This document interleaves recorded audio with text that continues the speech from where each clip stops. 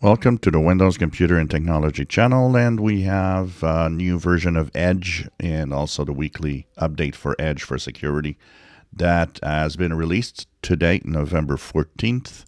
So if you go click Edge browser, go to the upper right corner, 3 horizontal dots, go into Help and Feedback and About Microsoft Edge, you will be sent to version 131.0.2903.48.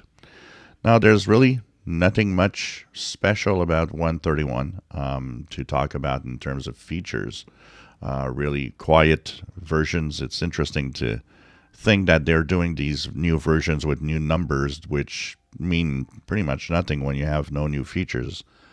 They might as well go slower and release new versions at a slower pace, at least with something new.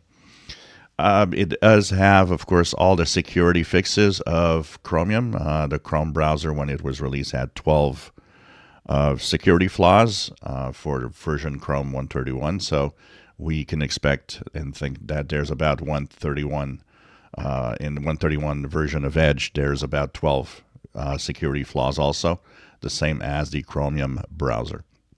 That also means if you are on a Chromium-based browser like Brave, like Opera, Vivaldi, hopefully you've got a new version and the updates for security this week, possibly already. If not, they should come very soon, as it's important to update, especially with the web browser, which is your first line of defense in terms of security.